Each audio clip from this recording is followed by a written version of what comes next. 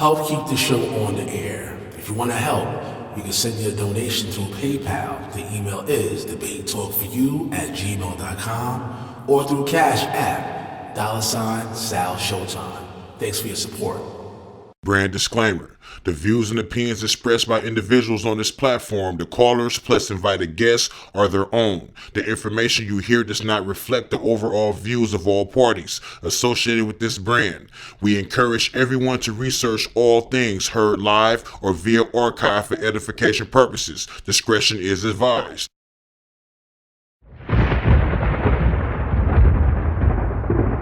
Don't touch that dial. You're now listening to Debate Talk Free Radio.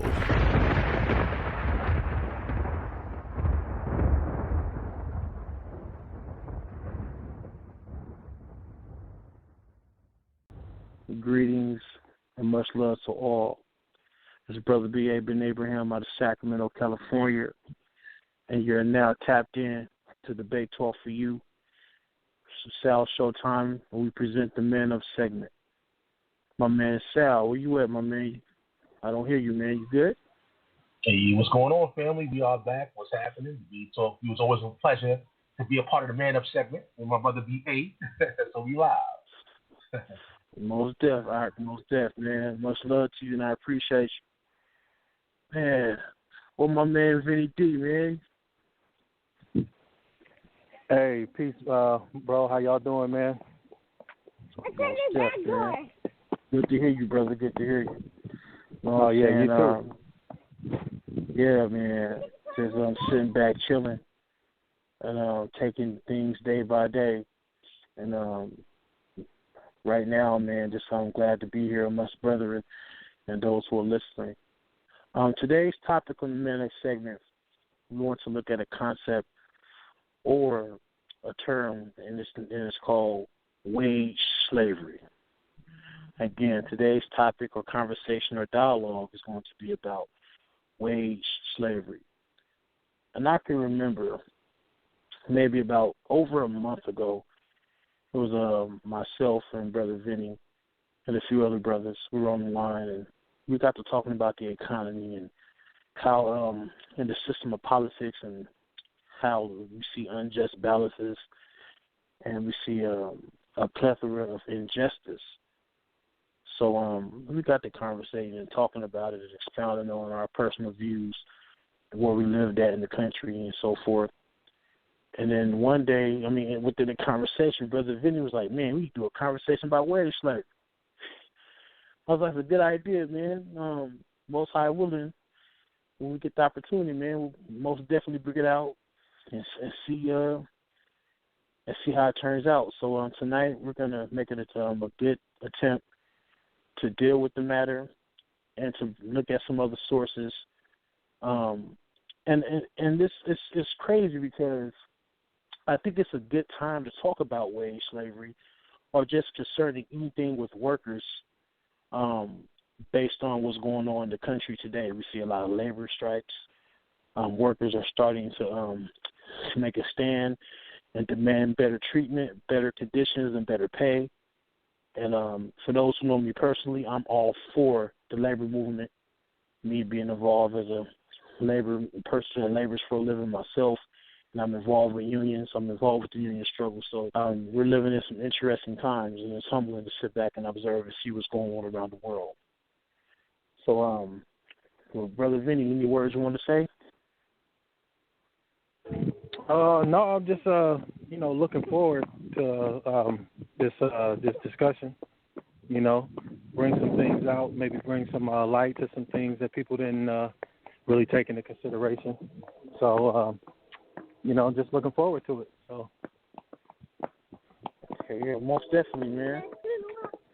So, for those who are listening, what we're going to do, I would like to start off this conversation from a source, excerpt, when it comes to,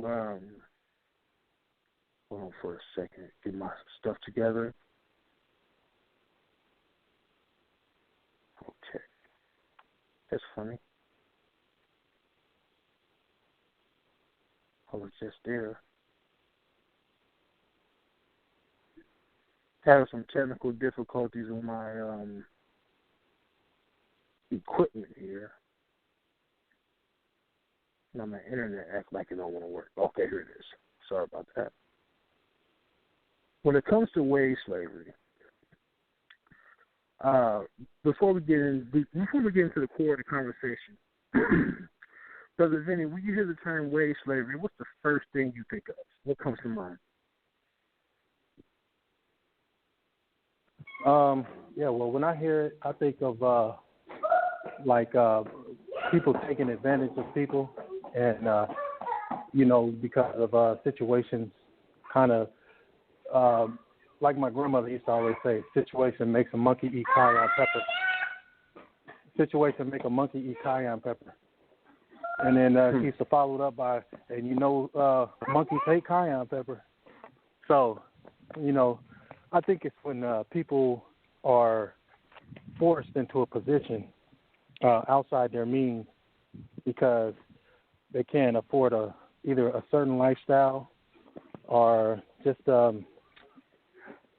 things that are, should be given to us naturally, So they take up, they're forced to take positions or jobs or work for wages just to do so.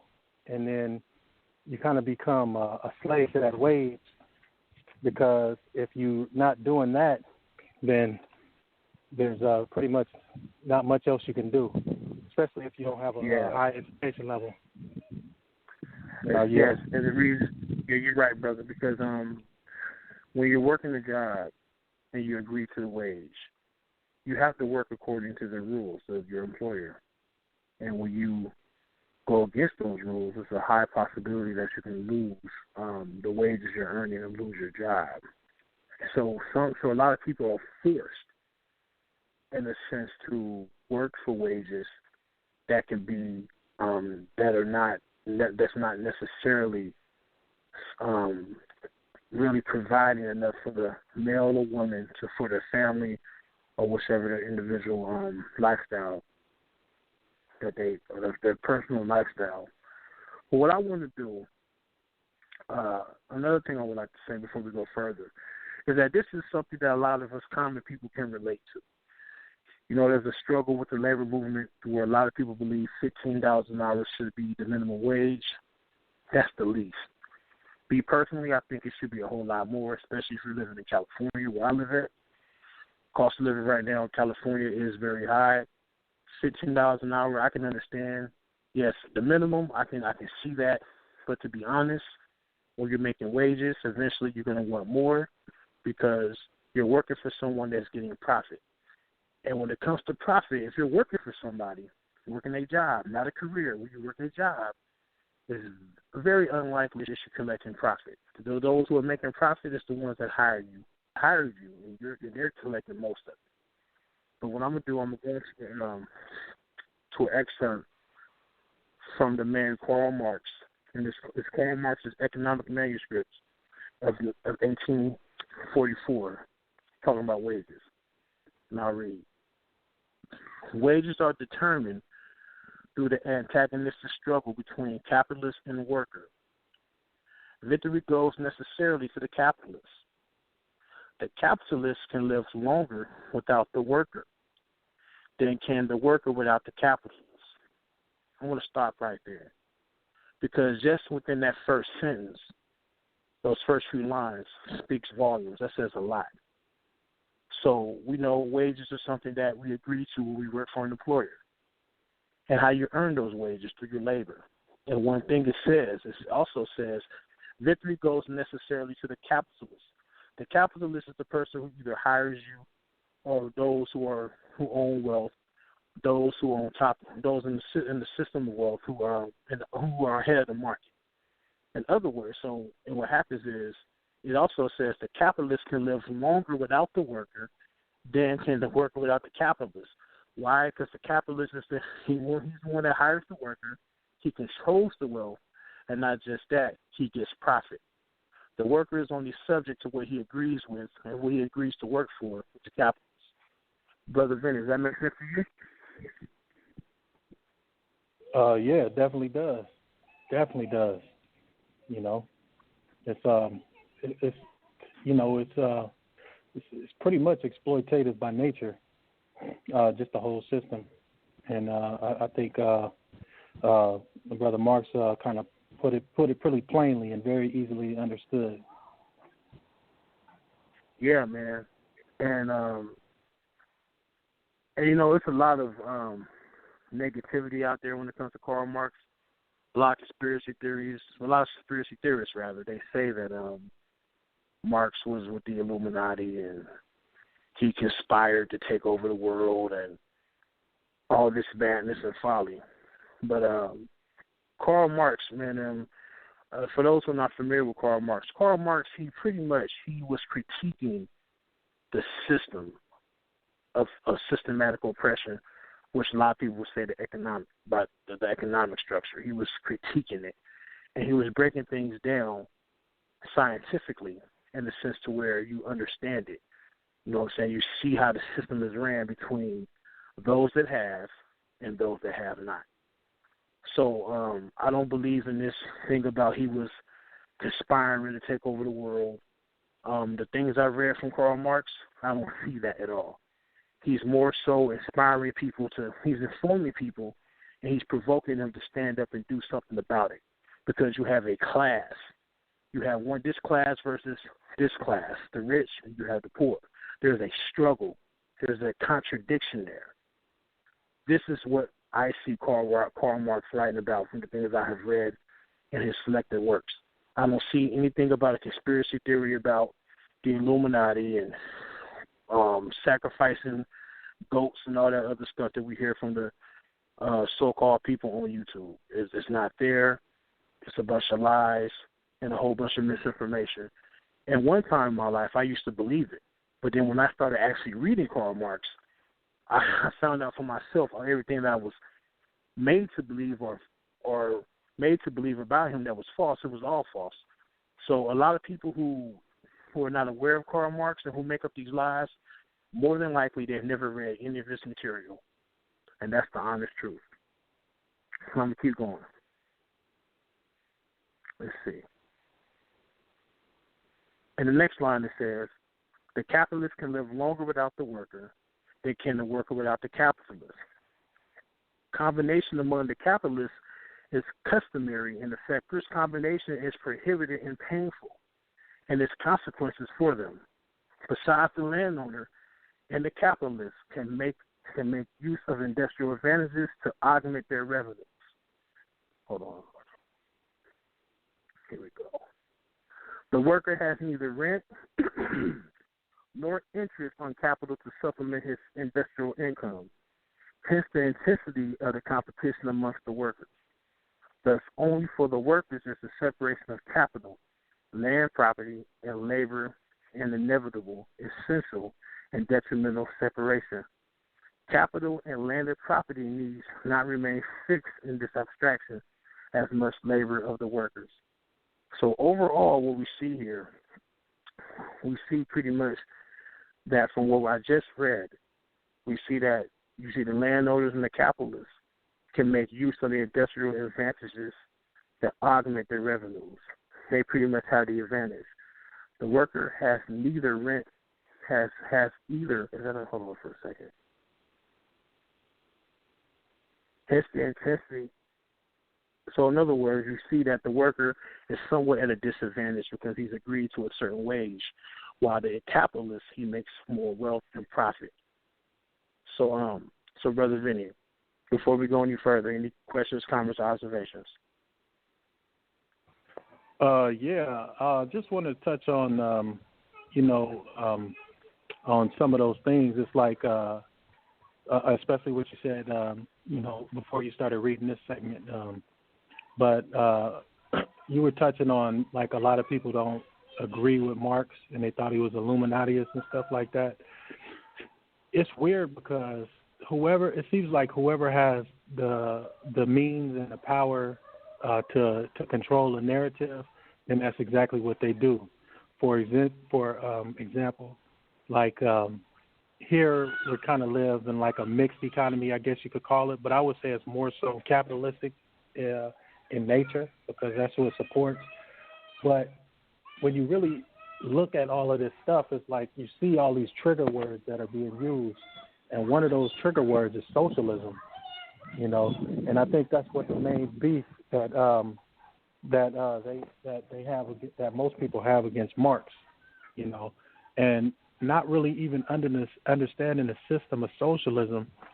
We tend, based on those trigger words, we tend to like develop these conclusions that don't really line up. But it's more so like the Bible calls it evil communications, because they use these things to try to sway the masses, And even like as children growing up, you can see like evidence of these things, like especially when I was growing up.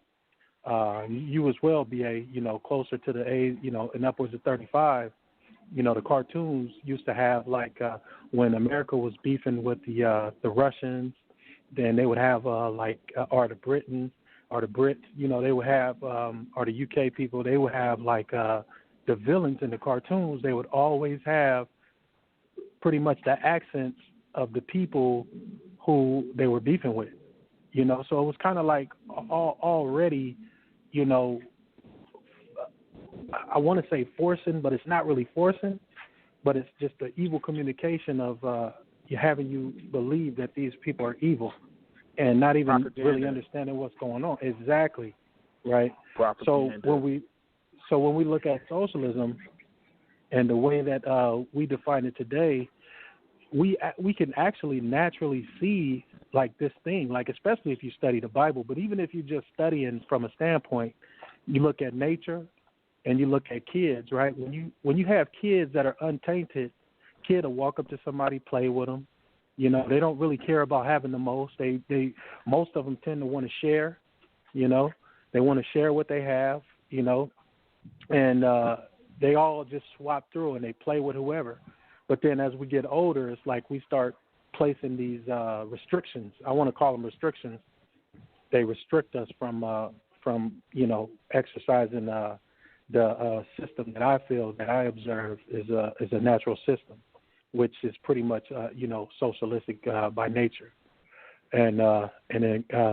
But yeah, man, I agree totally with what you just read, and I think that in order to see it, we just have to have an open mind, because we definitely all looked at socialism at one point in time as like dictatorship this, dictatorship that, but I mean it's basically a movement for the people and for the well-being of the community, and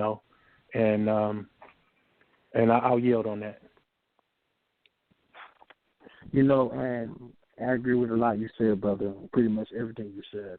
And when it comes to socialism, I think the reason why there's so much kick against it, like we said earlier, the propaganda.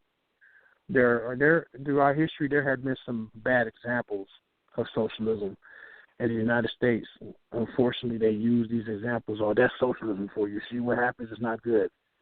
But according to the writings of Vladimir Lenin and Karl Marx, socialism is the domination of the proletariat or the worker. Everything is socially owned by them. They control majority of the economics. They control the means of production because they're putting forth the labor. So with that being said, eventually socialism, it turns into communism based on the writings of Marx. Communism is more so with people. In the writings of Marx, he calls it a utopia, to where socialism is the stepping stool to communism, to where everything is commonly owned by all people. There is nobody being left out. There is no inequality of wealth. So even though we may have seen certain examples of socialism throughout history, it doesn't define what Karl Marx is writing. And to be honest, it doesn't define what's written or talked about in the scriptures as well. Because I believe in the organic sense, socialism and communism started from the Holy Scriptures. And we can see that in the Exodus through Moses, and we also see it through Christ as well. So I just want to expound on that. But let's keep going. I want to look at labor, because labor is very powerful. Without labor, pretty much ain't nothing popping off when it comes to making wages and things of that nature. So let's look at the concept of labor. And I'm going to read something again from Das Kapital, but from Karl Marx. Labor is in the first place a process in which both man and nature participate, and in which man of his own accord starts, regulates, and controls the material reactions between himself and nature. He opposes himself to nature as one of her own forces. Her is nature, for those who are listening. Setting in motion arms and legs, heads and hands, the natural force of his body, in order to appropriate nature's production in a form adapted to its own wants, by thus acting on the external world and changing it. He at the same time changes his own nature. What the heck is that? Okay. He develops his slumbering power and compels them to act in obedience to his sway. So pretty much labor is pretty much coming from the man, or the human being rather. And it's pretty much, it says, in which both man and nature participate, and in which man of his own accord starts, regulates, and controls the material reactions between himself and nature. So man is being creative when he works through labor. He invents, he does things, he can make things happen from his mind through his hands. And before we go any further, Brother Vinny, any words?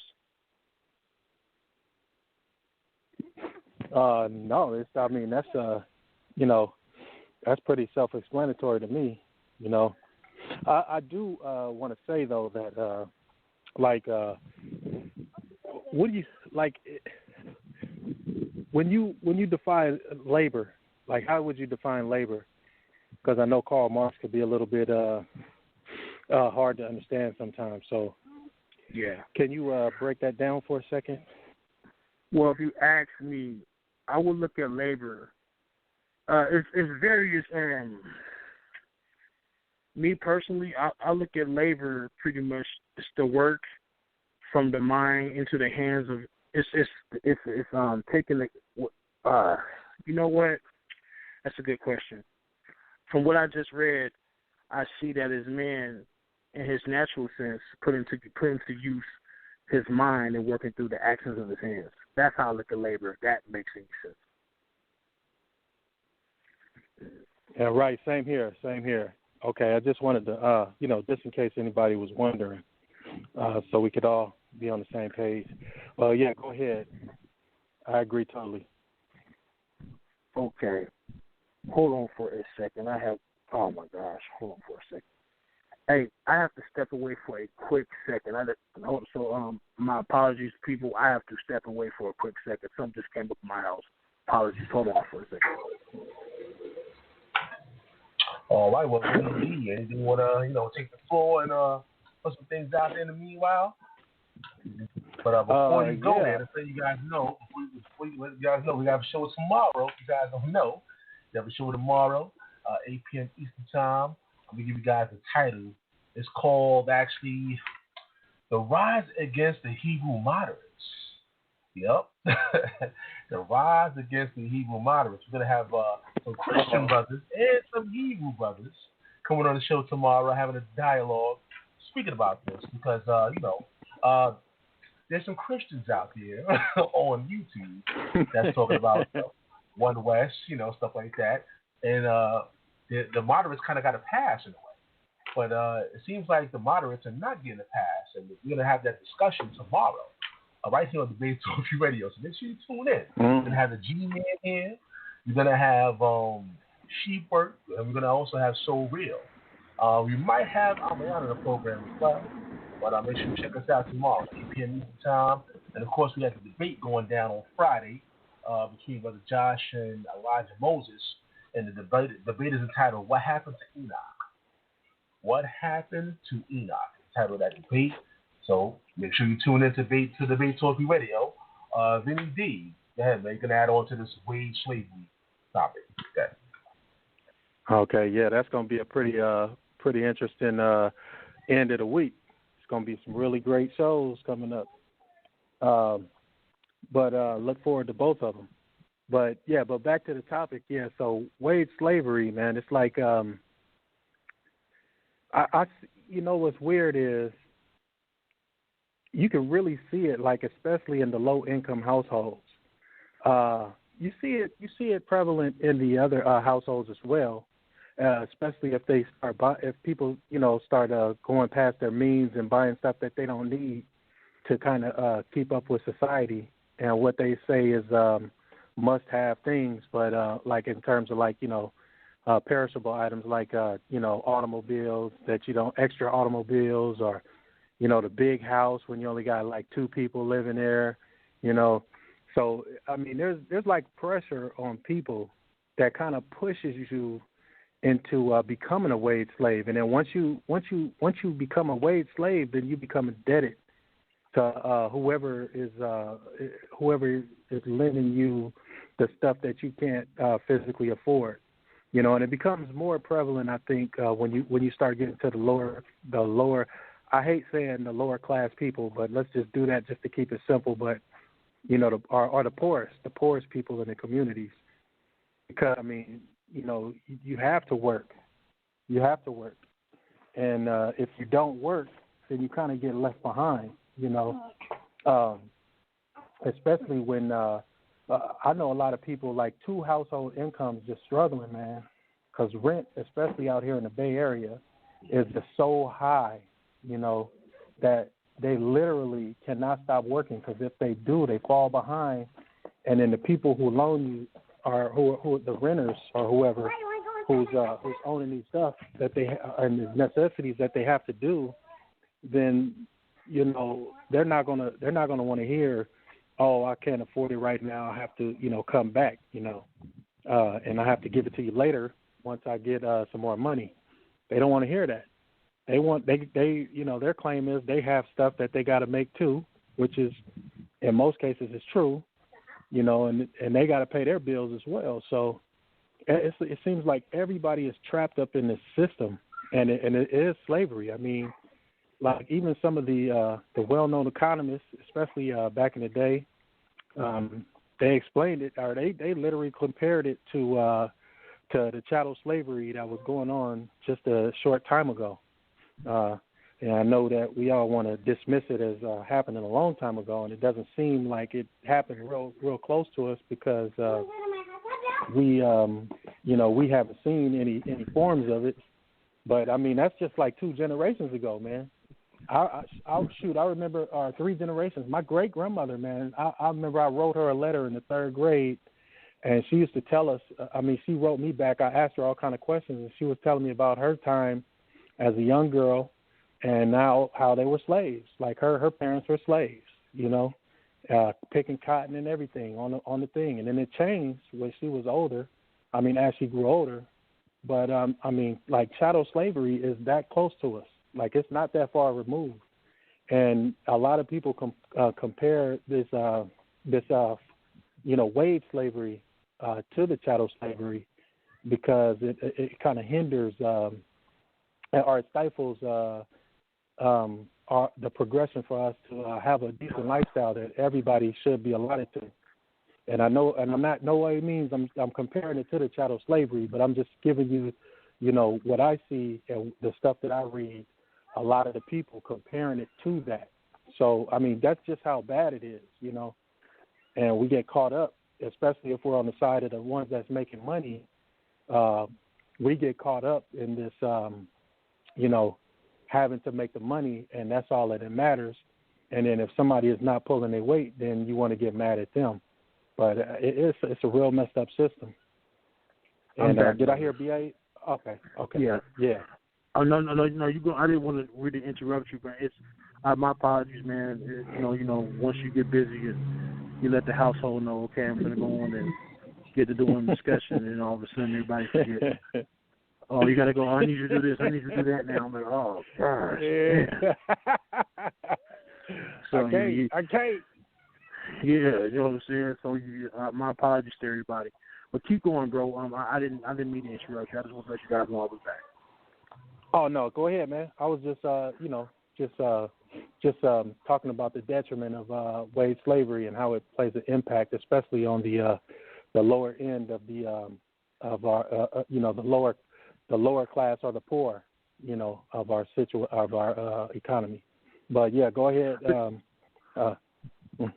One thing about the economy today, what would you say?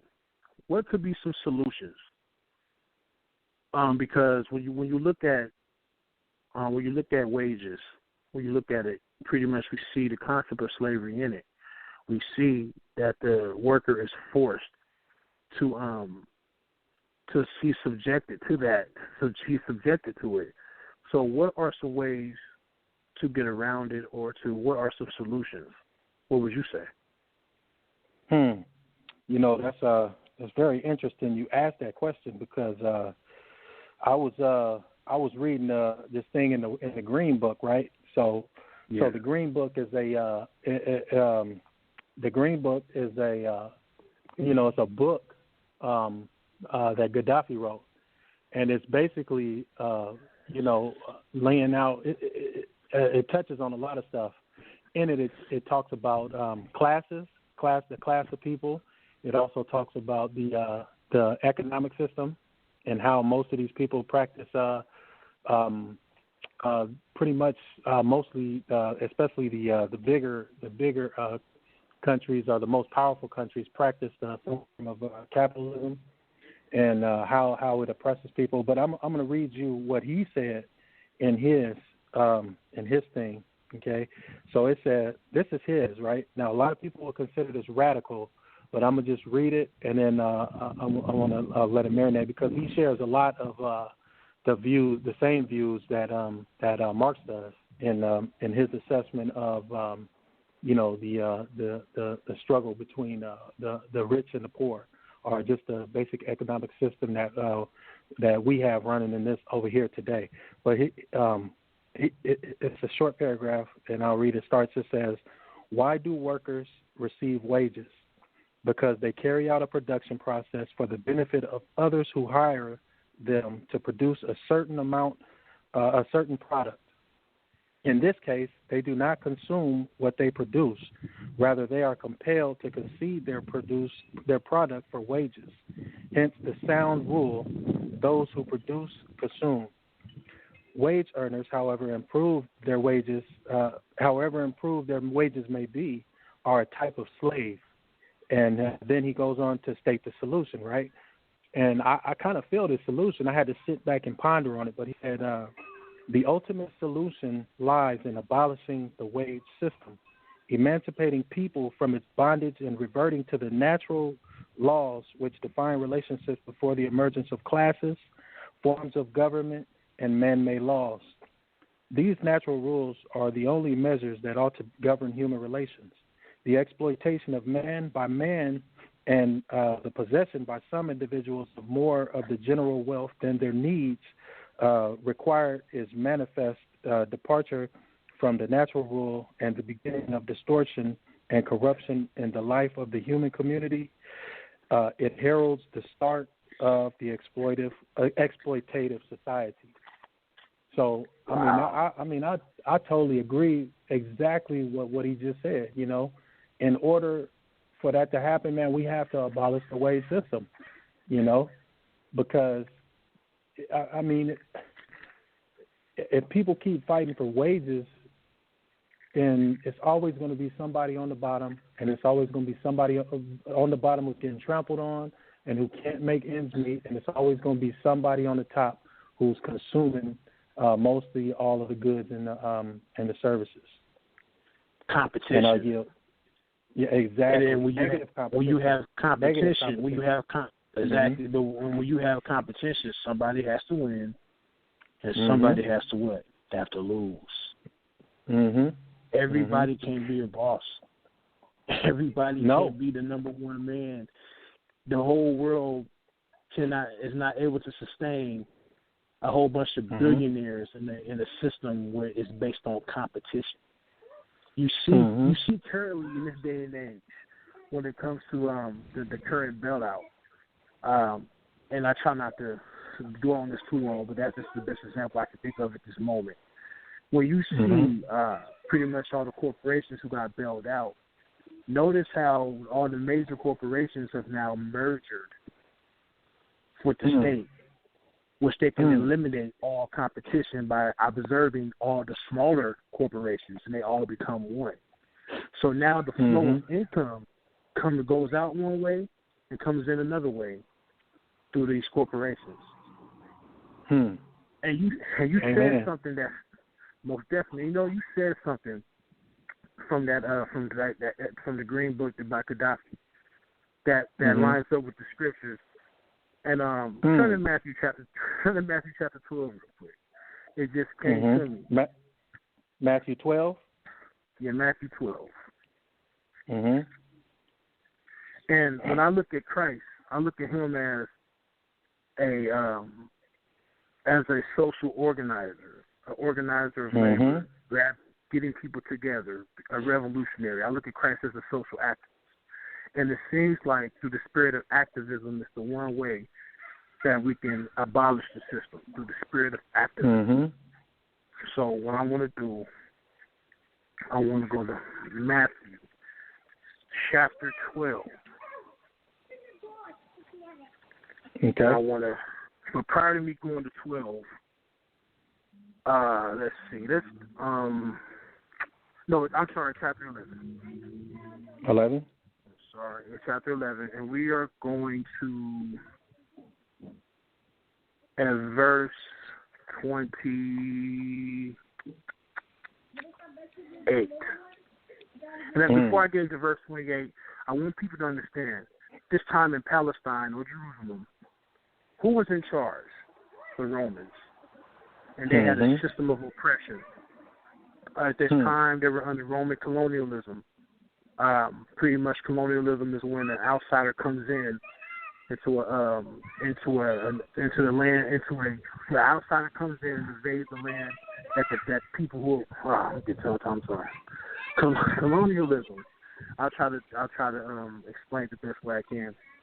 Colonialism, they were under a colonial system to where the Romans, who were invaders from the outside, dictating to the people, the natural inhabitants of the land, on how to live. They're under somebody else's rule. And we see this throughout the scriptures when it comes to the nation of Israel. So they're always being told by somebody else what to do other than worship their God. So, but when we read in Matthew chapter 11, check this out. No, Matt, let me start back. Verse. Okay. I'm going to verse 27. 27.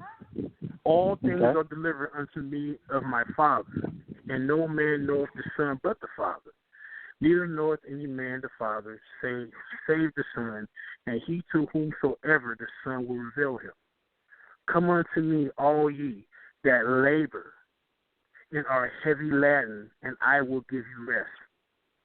Take my yoke upon you, and learn of me, for I am meek and lowly in heart, and ye shall find rest unto your souls. For my yoke is easy, and my burden is light. Now let's go into chapter 12. At verse 1.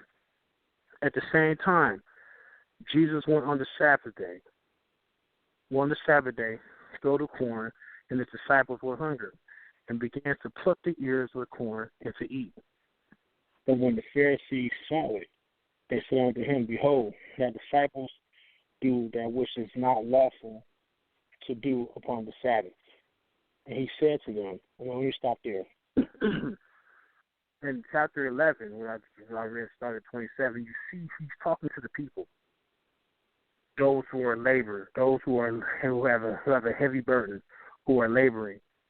Does that also line up with those who work for wages? You labor and you have a heavy burden to try to compete and try to live in society, to provide for your children, provide for your household, pay your bills.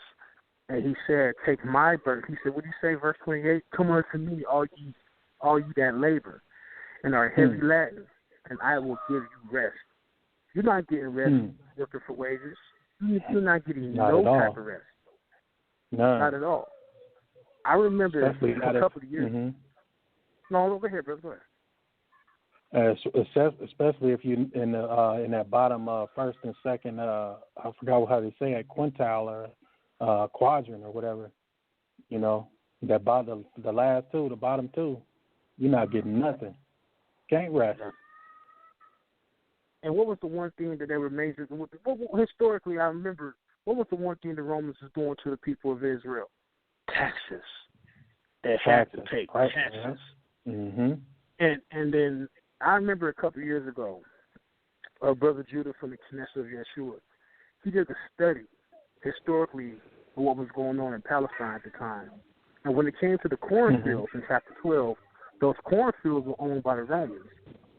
Mm.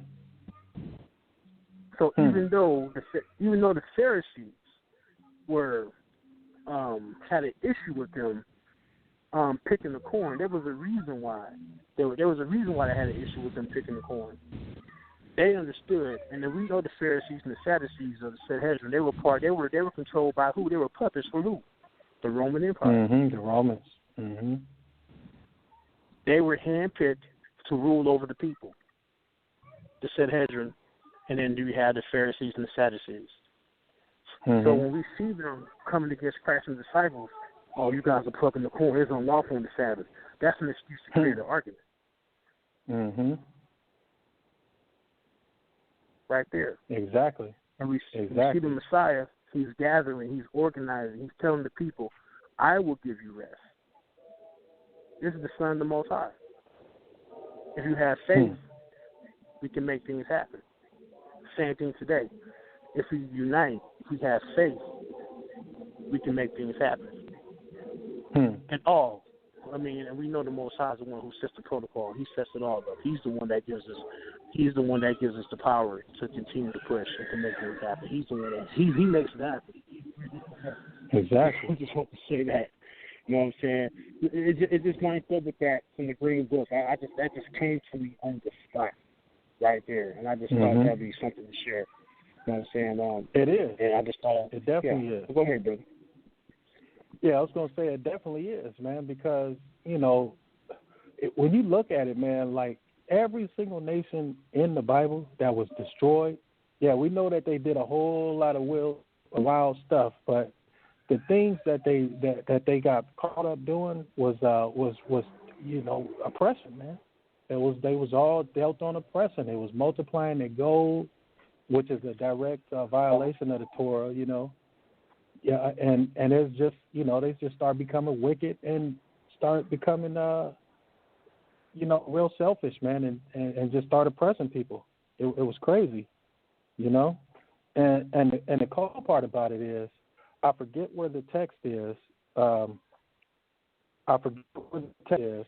it said it was about in Jeremiah, I think it was, where it said that Israel was put out of the land because they was violating his Sabbaths. It wasn't giving people rest, you know. And you directly see like this stuff correlating to the society that we live in now, and how these systems oppress people, you know, and how, you know, if you're not being directly affected, then you're not really even paying attention to it. You know, you're just going to really feed into everything that they say is right about the society, and you're just going to ignore everything that everybody else complains about, you know, because it's not directly affecting you. We see what happens when people directly get affected. Just like a few years back, man, it's like this guy arguing against health care for all, you know, one of the Republicans. You know, he was adamant, you know, very staunchly adamant about, you know, opposing the Medicaid for all, or the Obamacare or whatever it was. And then what happened? You look how funny God is, though. His wife got sick. Guess what happened when his wife got sick? He became an advocate for Obamacare and Medicare for all. So, I mean, this stuff is just crazy, man. You know, sometimes we just got to step back outside of ourselves and just examine the whole field, not just the one that we're a part of, but everything around us, you know.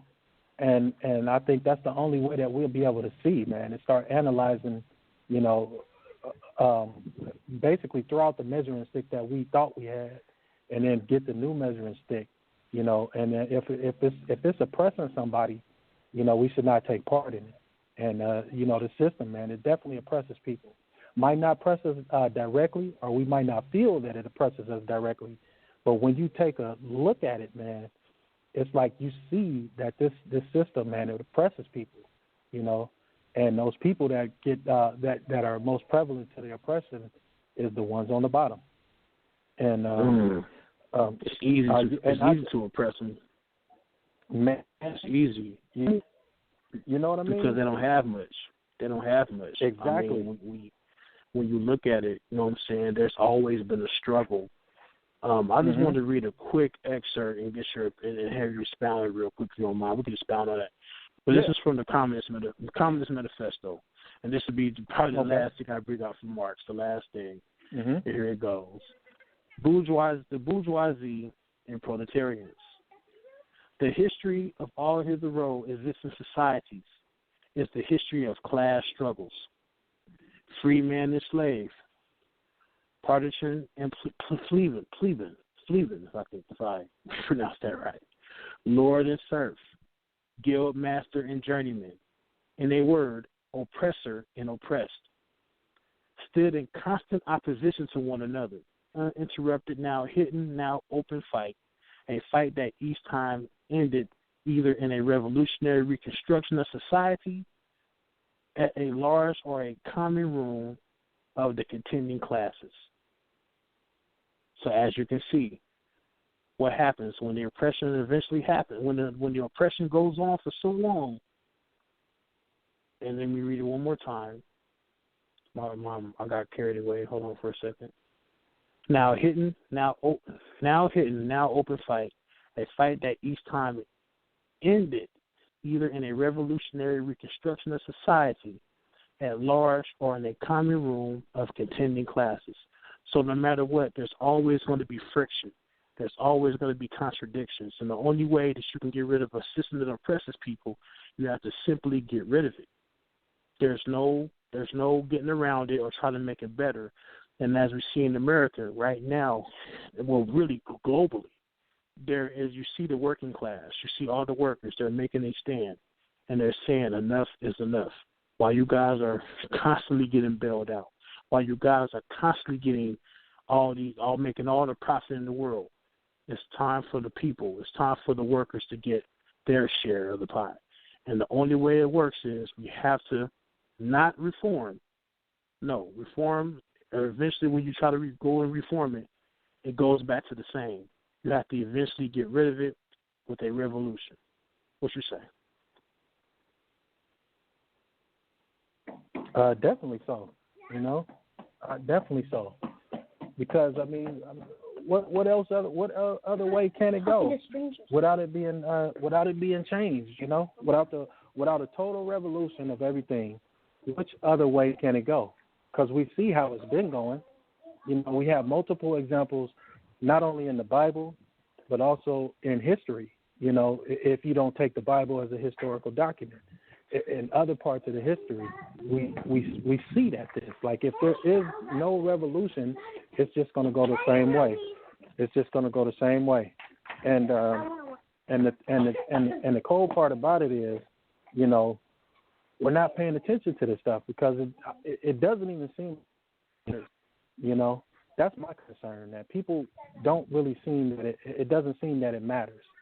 And we pretty much focus on what we want to focus on and the things that and we pay attention to things that like I say, like they directly affect us. If they don't directly affect us, then we're not thinking about it. You know? It's like a sin for all. Mm-hmm. Yeah, because everybody's based. Everything. How the system is currently is based on individualism. Everybody is more so like me, and then not just that. We all have drunk of this cup, and we see this even in the so-called religious world. But when we read in the scriptures, love thy neighbor, you love thyself. that doesn't mean just be nice to your friend or be nice to fellow church members or be nice to fellow brothers in the Word. Loving thy neighbor as you love thyself goes much further than just meet and greet and smile, whole marks of smiles. It goes much further. And that's another thing that I believe that we have to re-examine as we live for the rest of our days on earth. Loving thy neighbor as you love thyself is something that we most definitely have to look at in a much deeper perspective other than just speaking to each other cordially. And like you said, the action word. Exactly, it's about action. And the spirit of the Most High manifests through action. I always say that. And another thing we have to look at, and another thing that I said earlier, when it comes to Karl Marx, he was critiquing the society. And guess what? The Bible is also a book or a record or the Word of God. It critiques man's way of how he lives amongst himself. It's a critique of it's a critique of how man's power structure is built. The Most High is critiquing it. He's showing man that you're unjust for the things you do. Let's go to an example, if you don't mind, brother. Let's go to an example when it was unjust and was bloodshed, and the Most High had to intervene. Let's go to Genesis chapter 4. When there's injustice, the Most High intervenes. Plenty of examples in the Torah. You know what I'm saying? I always hear this thing in the religious world, how much Torah we teach. We're going to see what the Torah says. And we're going to see the action of how sin is. We're going to see. Mm-hmm. Now, I've shared this before plenty of times with many brothers and sisters, and I think there's something here that stands out when it comes to Cain and Abel.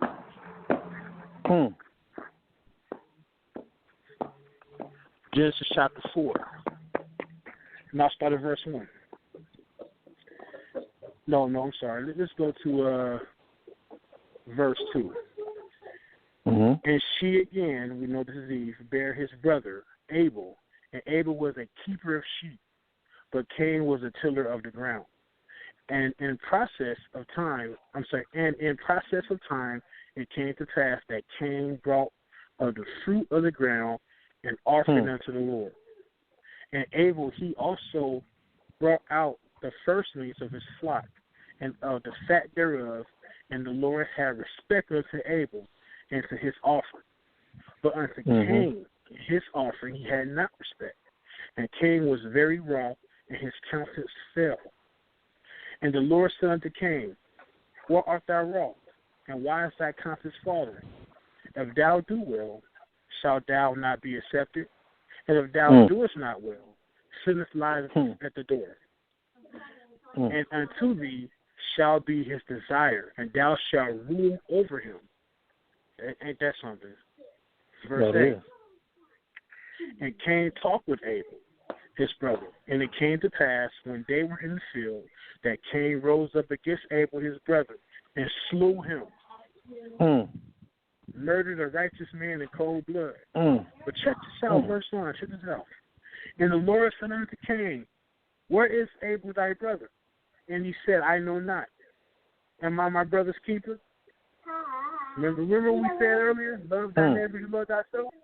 Right there. And he said, what hast thou done? This is Hashem speaking. The voice of thy brother's blood crieth unto me from the ground. There was an unrighteous murder. It was a murder in cold blood. And the Most High, he intervened right there. And we know pretty much what Cain was cursed. It was a mark put on Cain, pretty much. Yeah. See that right there. This one, I thought that'd be something significant to share. But I want to go to one more example. Let me go ahead, add one sorry. thing. Go ahead, brother. Go ahead. You know what the let me see something here. You know what the crazy part about it is? Like when most people hear about murder and bloodshed, we automatically think that, killing. You know what I'm saying? Like definitely, like of course it's murder when you literally put somebody 6 feet in the ground. But check this out. Ecclesiasticus, the Sirach 34 and 22, right? He that taketh away his neighbor's living slayeth him, and he that defraudeth the laborer of his hire is a bloodshedder.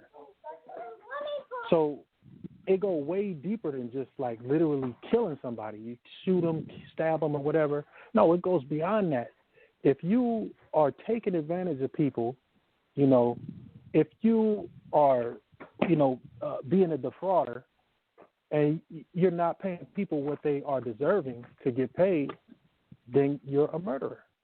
You know what I'm saying? And to tie all of that in with capitalism, you know, the capitalists, what does the capitalist do? They get a product, or they get people to make a product. Then they pay the workers or the laborers a certain percentage of the product that they make. Not the full product that they make, but the certain percentage. That's a murderer. That's a bloodshedder. And I'll yield on that. Bro, I stand with you on that one 100%. You know what I'm saying? Let's go further. Let's go to Exodus. Let's go to oppression in Exodus. And we're going to also go to a socialist revolution in Exodus, for those who are not familiar with that. But let's get to it.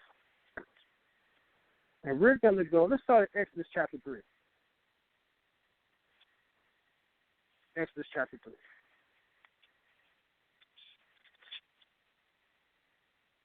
And we're going to pick it up at verse 6. Moreover, he said, I am the God of thy father, the God of, and this is Hashem speaking to Moses. It's a verse. It's a verse. Moreover, he said, verse 6. And I'll pick up at verse 1. Verse 6. I'm sorry. I'm kind of nervous here. Forgive me, family. Forgive me. Moreover, it's all good. Take your time.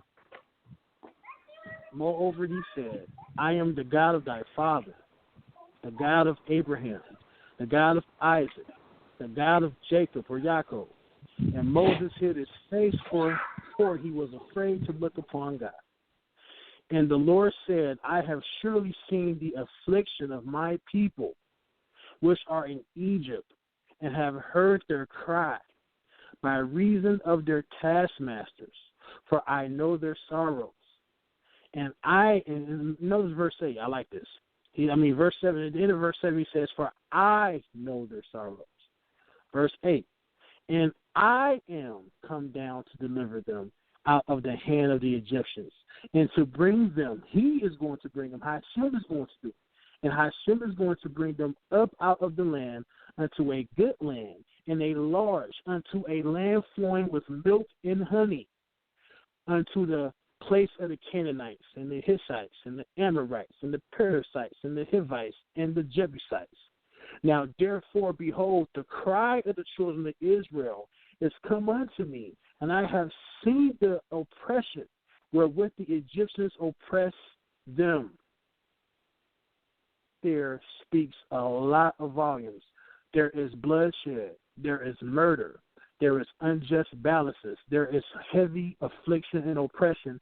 And guess what? This God of Abraham, Isaac, and Jacob, at the time known as El Shaddai, or the various other names what they called him at that time, he's going to reveal a characteristic about himself. He's going to show Moses and the children of Israel something about another characteristic of him, something about him that is not known to many.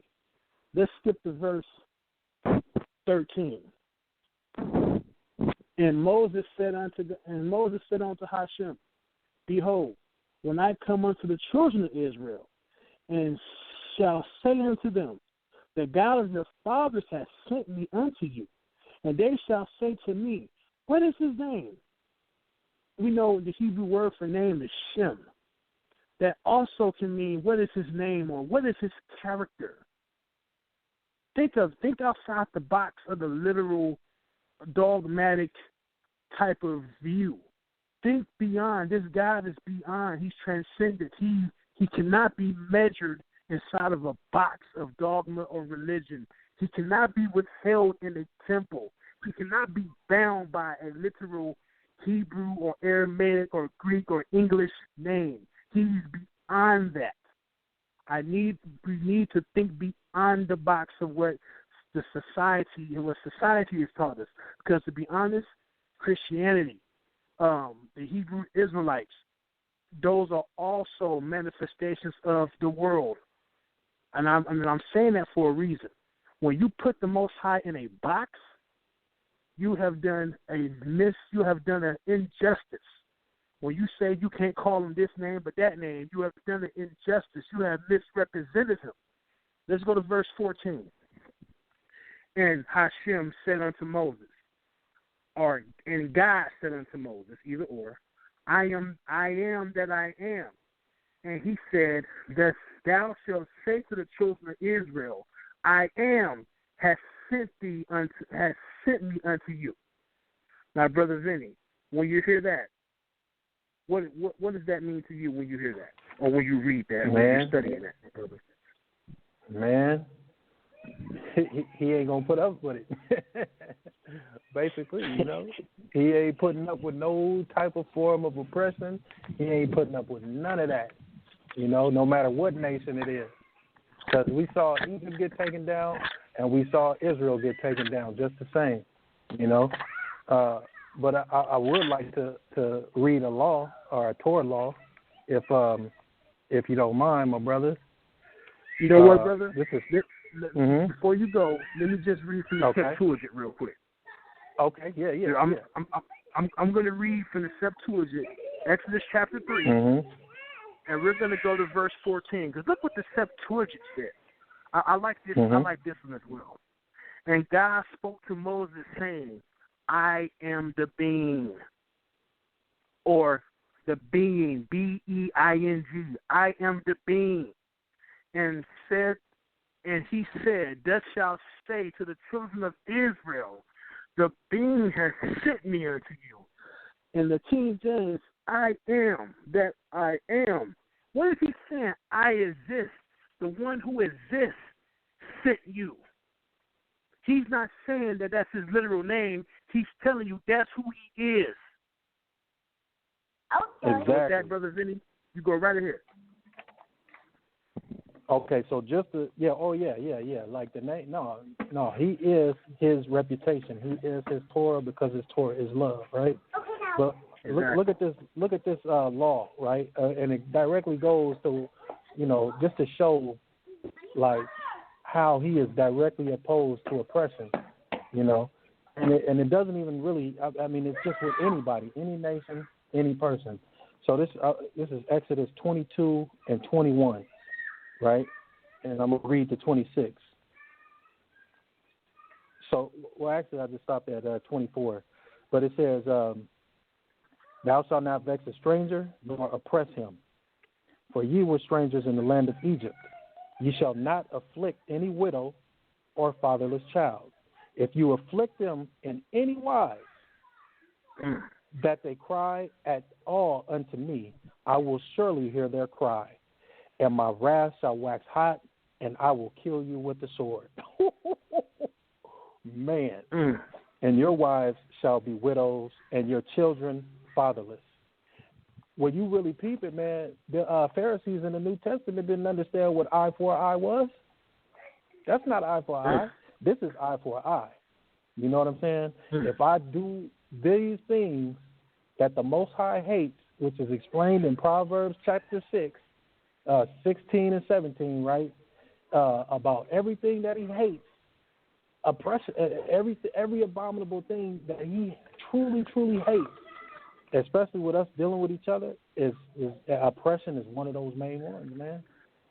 Oppression is one of those main ones. And it don't matter, you got people calling on all these different names, man. I don't pay attention to the names. The way that I know that we're talking about the same person is if it's in the text. The reputation is what tells me that we're talking about the same person. That's the character and the action. That's what we see. Action word. That's what it is. Pure verb. Verbology. When exactly. When he say I am, he's going to do the insistence. I am going to free. Like you said, I am has sent you, or the being has sent you. And guess what the being or I am is going to do? I am going to free you, and I am going to bring you to a new land, to where there's freedom and social justice for all who want to come under my banner. Not the banner of Israel, the banner of Yahweh or Jehovah or Hashem or whichever. I don't play this game of semantics with anybody that calls out to the name of the Most High. If you say Jehovah, that's fine. You say Ahia, that's fine. I'm not going to play this game about yada, yada, yada. I don't know who that is. No. You guys, it's getting beyond, it's starting to get really, really, it's a lot of foolishness. But we do have a caller. So, Sal, let's address that caller. But before we go to that caller, Brother Vinny, any comments before we go to the caller? No, man, you pretty much broke that down, man. And I'm just to tie it into the topic about wage slavery. You know, we totally see concepts that go totally against this society and how we treat each other and how it's teaching us. Not only we are treating us like this, but it's teaching us to be just like them, and we eating it up. You know, what's that old saying? Sopping it up with the biscuit. That's what we doing, man. Sopping it up with the biscuit. Most definitely. All right, Sal. Let's tap into the caller. 916, you're live. 916, you are live. Hello, Brother Vinny, Brother Sal. This is Sister Ashanti. Peace, Sister Shine. Shanti Doc. Shanti Doc. Shanti, disciple of Christ. Yeshua HaMashiach. Amen. Good show so far. Amen. Good show so far. Talking about what labor is, talking about what wage slavery is, and the aspects that Vinny and yourself, Brother B.A., are going to as far as what's oppression and how these concepts can be given are seen in the scripture, even from the very beginning. Genesis 4, like B.A. went to, and also Brother Vinny, you were talking about the Most High was punishing the children of Israel, rather the southern kingdom with Babylonian exile because they would not let the land rest. They pretty much oppressing the people. And I do want to make a statement before I ask a question. So with that being said, go ahead. Yeah, go ahead. Okay. Oppressing the land resting. I remember I did a show on Debate Talk to You on the segment I have on here, the second quarter, where I did a segment called a lesson called the Sabbath Kingdom, and I equated the land to the people. The people or the land with the people. But Brother Vinny, I believe the reference you were talking about was Jeremiah 25 and also Jeremiah 29, but if you start reading in Leviticus 25 and Leviticus 26, it talks about the sabbatical year and the jubilee year, the time of rest, the time of release, and things like that.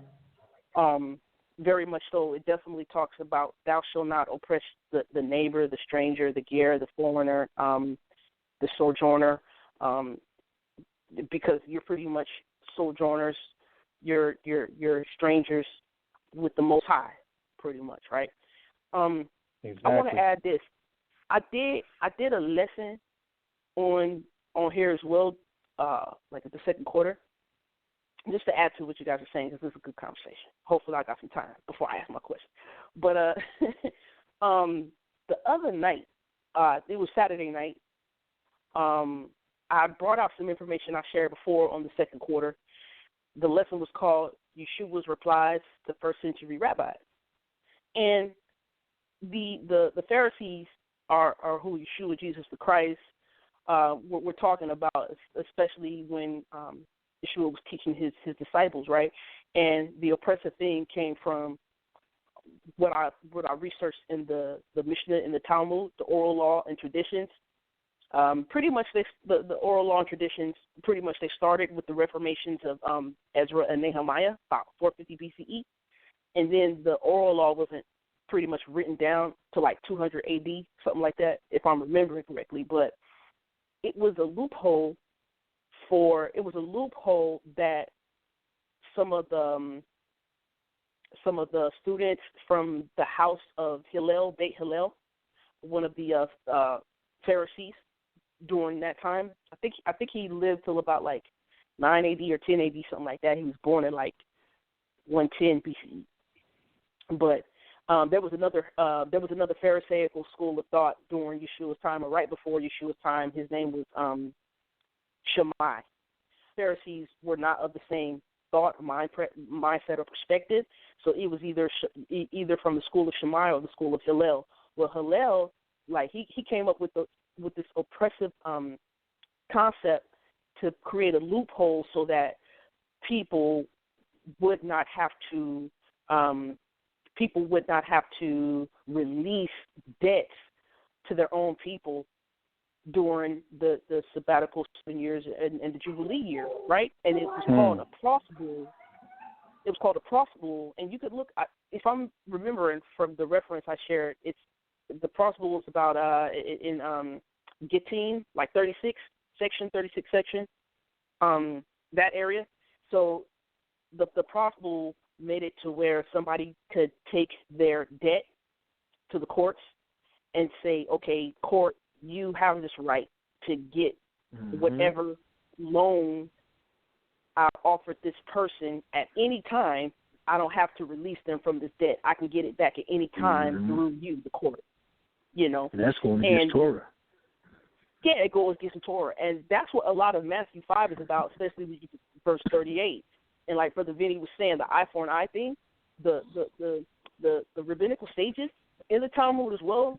If I'm not mistaken, the area that the eye for an eye and stuff is in Baba Kama, I think section 90, and the rabbis and sages call it they call eye for an eye pecuniary compensation, pretty much monetary compensation, because they have this thing about public humiliation when you're oppressing the people. You know what I'm saying? So when Yeshua said, give up the garment or turn the other cheek to them, pretty much the rabbis and sages they had a loophole as well, so that if you are public humiliated by someone pretty much slapping you with a backhand on the right jaw, you know, you can get recompense for your public humiliation. You can get recompense for somebody trying to sue you for your garment. You know what I'm saying? So Yeshua was definitely reiterating a lot of Leviticus 25, talking about do not be oppressing your people. Do not be oppressing your people. And even though some people may be oppressed, the oppressed people, and I'm going to tie this into wage slavery, the oppressed people might look at the people who are coming after them for loans and debts and, you know, to get it paid back. Oppressed people think those people trying to gain interest, you know, the brethren trying to gain interest are the enemies at times, right? That's where you should say love your enemies. You know what I mean? They don't understand they being selfish. They don't understand they being oppressive. However, you pray for them, they can actually repent and turn. You know what I mean? From their wicked ways of oppression. So I just wanted to say that. But the question is for the wage slavery, because right now in this time, what we're going through, we have essential workers, people out on the front lines, the grocery stores, the gas stations, the corner stores, just people, not just the doctors and the nurses there, but people who are also doing delivery, like people at the post office, FedEx, they still got to work. You know what I mean? Yep. And I know people at the Amazon or the post office may not be getting everything that they need. Plus, like the not just the truckers, but the people at the manufacturing plants, they have to actually keep up with the supply because it's in high demand right now to keep restocking the shelves, right? And these people, you know, they getting paid like $10 an hour or $15 an hour. You know, sometimes not even getting paid like at least $20 an hour in this day in this day and age, in this time, especially in California, right? So my question is solution, how can we press upon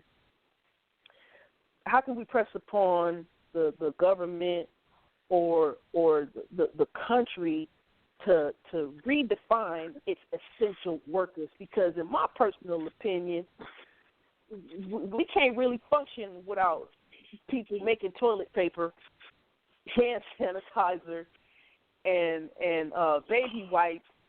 You know, these simple things, people are getting paid, $10 or $15 an hour to make, or they working at the warehouse to stock these things, right? How can we get the government to understand they need to be paid at least $25, $30, $35 because they're essential to saving lives or helping lives, just like the doctors and nurses are saving lives, making $40, $50 an hour, right? Go ahead. I just want to give a perspective. Well, you know me, sis. I'm radical, so I'm going to be honest with you. There's a term. It's called right to strike. That is the only way the workers who are living in an oppressed system can fight their oppressors. That's the only way that they make their labor becomes valuable. That they strike. And because when you strike, guess what? Not only are the workers not making money, those that control wealth and who make profit, they're not getting either. So that's the only way is to strike. But prior to striking, you have to organize. You have to communicate. You have to make sure that those who are working, who are in the system, who are being afflicted by the system, unfortunately, are communicating with each other. Stop with these racial divides. And understand that we all have something in common. You know that term, common people? Common people are the ones who make the economy go. Working people. I am a worker. I work in a factory, and right now I'm not working right now, based on the conditions of society. We know the corona, the COVID-19. I'm not working for that reason. But we're not striking. We're not striking anything. It's because we had to shut down because we were short because a lot of people are not working right now because they do not want to get sick. But for those who are currently working, if you want to change your conditions, and if you want to be heard, strike. That's what I say. And on top of that, organize, communicate, and show solidarity. Because when you're united, the few that are on top, they can't break solidarity when all common people have a common goal and a purpose to live. These people are putting their lives on the line right now. And it just seems like no one in the country cares. And with that, go ahead, Brother Vinny. Yeah, that was powerful, man, and a great question, sis.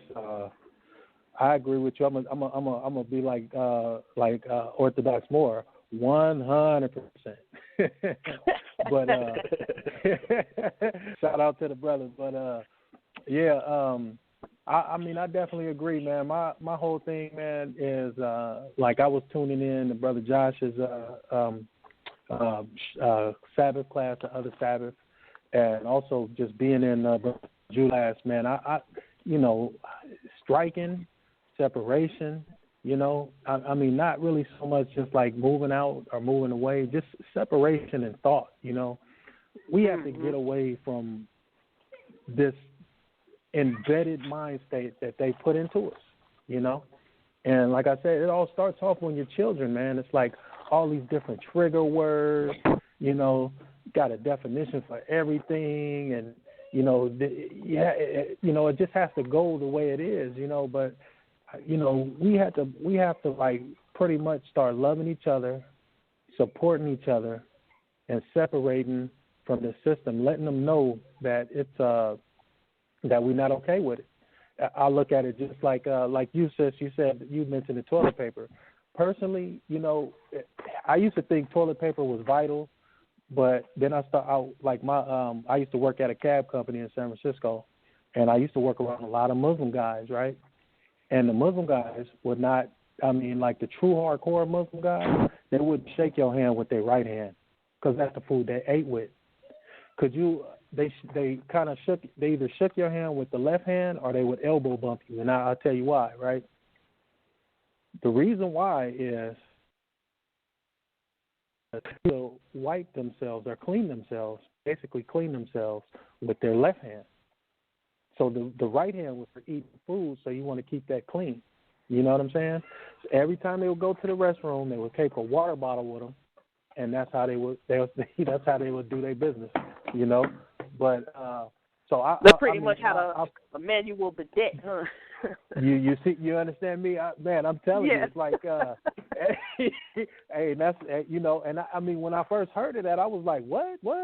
I went home, I thought about it, and I started reading the Bible about being in the wilderness. I was like, well, in the wilderness, it ain't gonna be no toilet paper. If God forbid, I mean, we go into the wilderness.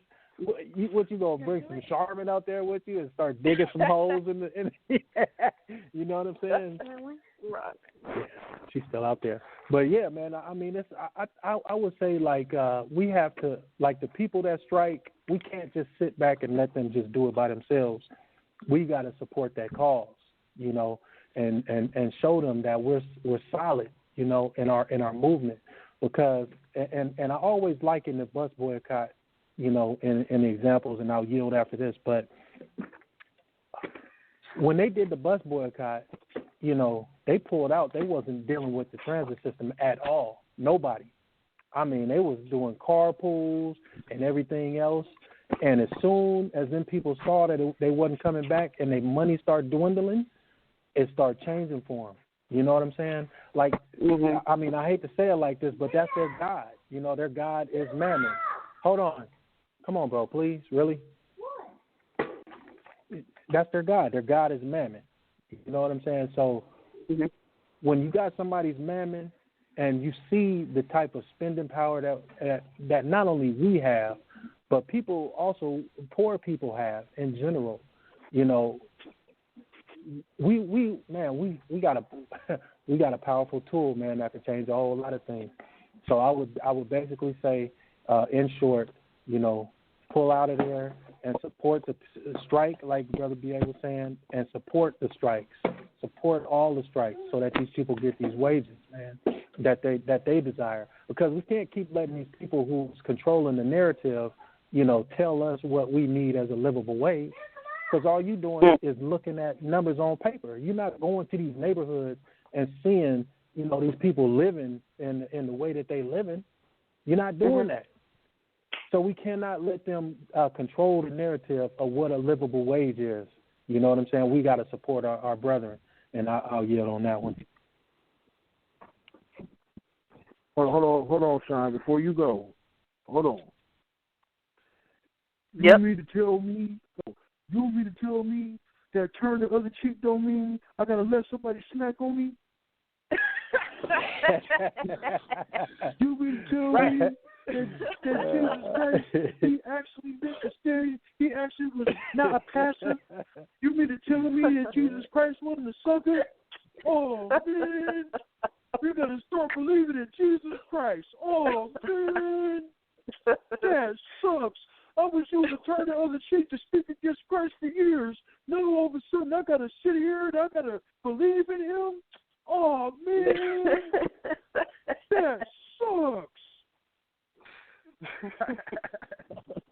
ABA, like I say, to understand first century elements, especially when we're reading the renewed covenant, it's definitely best to go in and check the perspective and the mindset of the people who lived in the first century, especially those schools of thought. You had three types of laws going on. You had the law of the land, you had the oral law, which is the Mishnah and the Talmud, and then you had the written Torah, Genesis, Exodus, Leviticus, Numbers, and Deuteronomy. And the thing is, you got to understand all three of those laws are all running in tandem. They're all running at the same time. Just like today, with the shelter-in-place directives. A lot of people out here being defiant because they like, well, I only obey the written law. I'm like, well, come on now. To obey the Most High is to obey the laws of the land, the laws of the land that do not go against the written Torah. You know what I'm saying? But if you look in Jeremiah 29, even when the Most High sent Benjamin and Judah and a little bit of Levi into Babylonian exile, if you look in Jeremiah 29, he said, plant vineyards, get married and build houses. You know what I mean? So pretty much you got to obey the laws of the land while you're there, and then, the Most High, when the time is still, it's going to turn back to captivity. So we're supposed to be obeying the laws of the land, the ones that do not go against the Most High will. And Brother Vinny just added, listening to Brother Josh, absolute Bible truth. Josh has talked about the concept of quarantine is in the Bible. It may not be that terminology today, but when lepers got put outside the camp, that was quarantine. When the Most High made a separation between, the children of Israel going out to the wilderness for 40 years, that's quarantine. This new term right now, social distancing, because people haven't heard of it, they think it's not a biblical concept.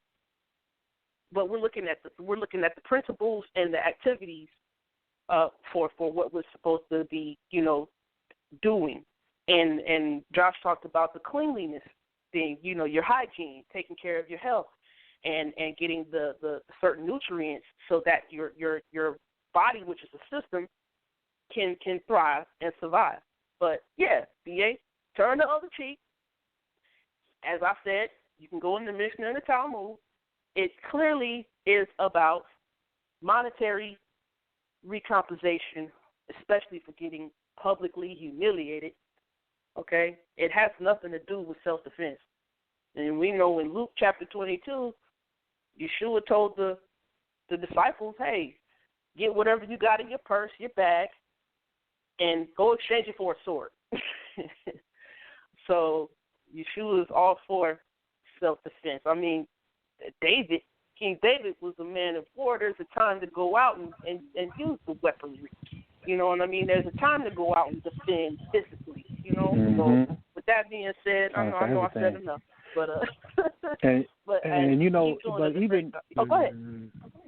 I'm sorry, but I was gonna say even in the Old Testament, I forget where I read it. I think it might have it's either in the Psalms or Lamentations somewhere. It says, "I have turned my cheek to the one that smiteth me," or something like that.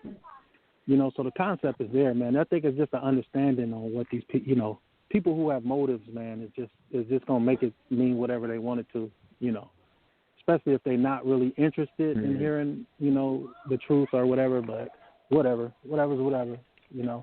Sorry to interrupt you. We gotta believe on Jesus Christ. Oh my gosh. Yeah. Because you really got to show me. Like if I'm gonna believe what you're saying, you got to show me where he taught anything outside of what was right in the Bible. You got to show me that. Because I mean, as much reading as I've done, many times I read the New Testament, I don't see none of that going on. Yeah. So you got to show me. Otherwise, I'm gonna just look at you like, okay, that's how you feel. Cool. That's your opinion. I don't have to agree with it. You know what I mean? And I'm gonna do it wiggling. I'm gonna get the moving. Unless you do man, I'm thing. telling you. Be like Devin, huh? I'm about to go to the bathroom. Woo, woo, woo, woo. Devin the dude, The one thing about the Man Up segment, man, we just here to build, communicate, and just have fun. You know what I'm saying? Yeah. Sal, we got any more callers?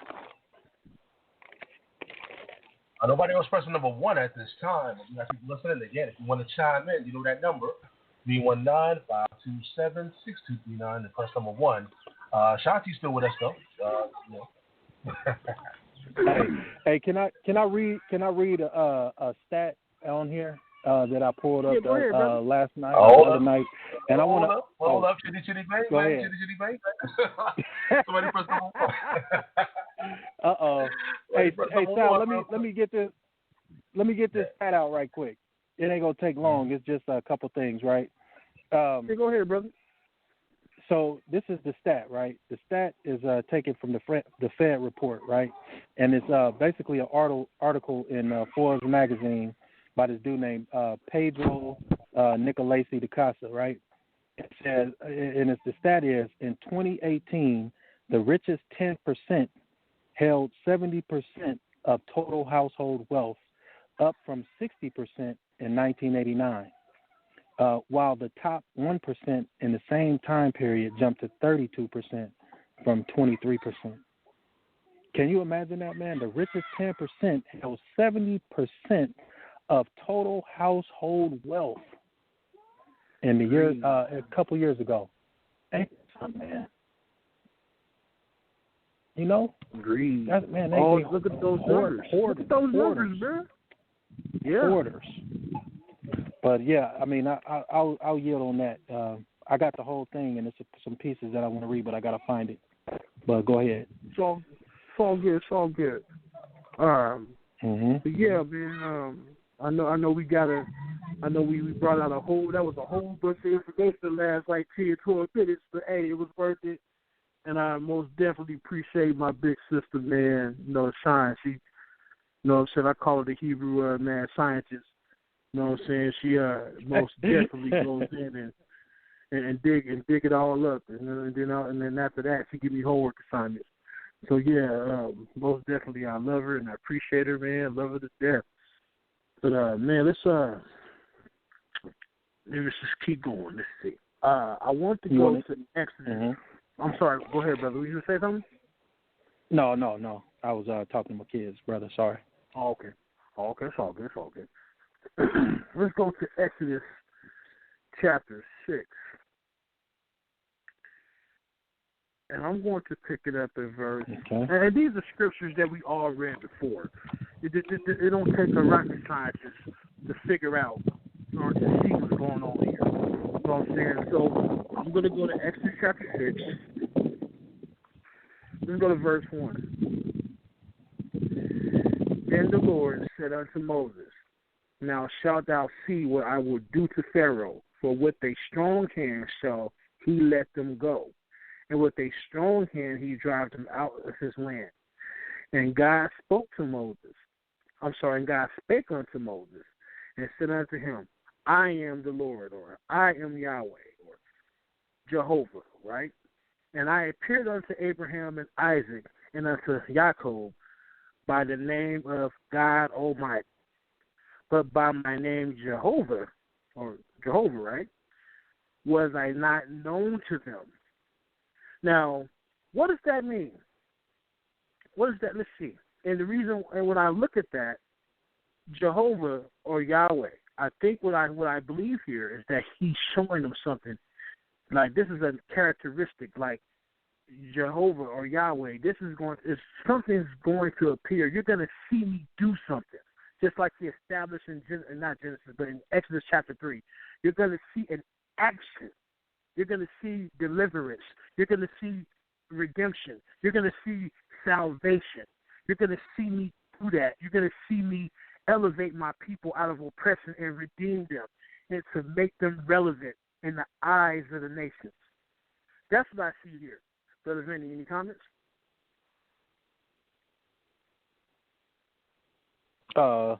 Yeah, no, man. I mean, I see the same thing, bro.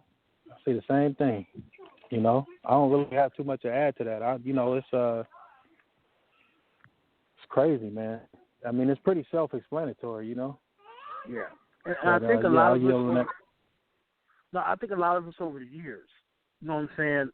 I mean, a lot of people go here in various other passages, and they argue over a name and a pronunciation. And when I started reading these things, when I started reading the scriptures for myself, other than with other people's eyes, to me, what stood out, it was the concept in the name, the power, and what was going on. The Most High is showing them, yes, you could call me Jehovah or you could call me Yahweh, but what's important is it's the action.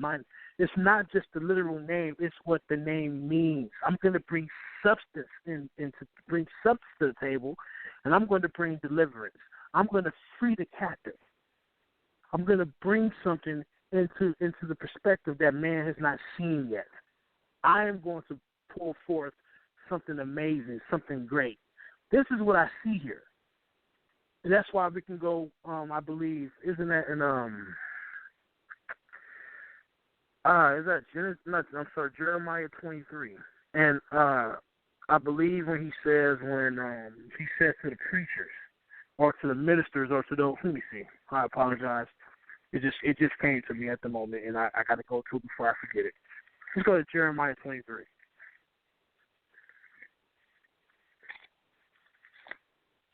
Jeremiah 23. Oh, I went too far. Okay. And I'm going to start at verse 23. Jeremiah 23, verse 23. Am I a God at hand, saith the Lord, and not a God far off? And he's delivering this to the pastors that lead and confuse the flock. 24. Can any hide himself in secret places that I shall not see him, saith the Lord? Doeth not I fill heaven and earth, saith the Lord? I have heard what the prophets say that prophesies lies in my name. Lies, not just the literal name, but the character. Lies in my character. Because when I reveal my character to you, Israel, I show you action. Keep going. Saying, I have dreamed, I have dreamed. How long shall this be in the hearts of the prophets that prophesies lies? Yea, they are prophets of their own deceit, of their own heart. What thinketh to cause my people to forget my name, my character, by their dreams, which they tell every man to his neighbor, as their fathers have forgotten my character for Baal. I'm going to read that one more time. Cause my people to forget my name. They're coming in the name. Oh, I come in the name of Yahweh, Yudu, Yada, whatever they say. But by their dreams. So they got the people. Okay, he said he's a prophet. He's coming in the name of the Most High, right?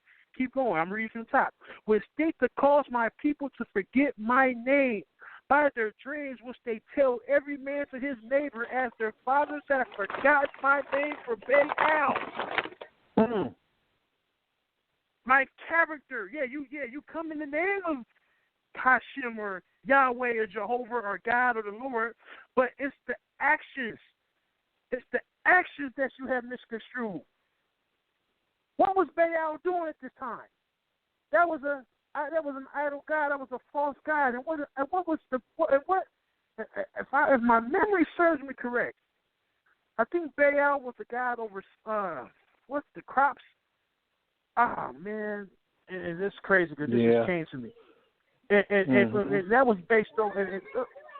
Was that also based on if you please Baal a certain way, you got all the wealth and you had the most prosperous crop?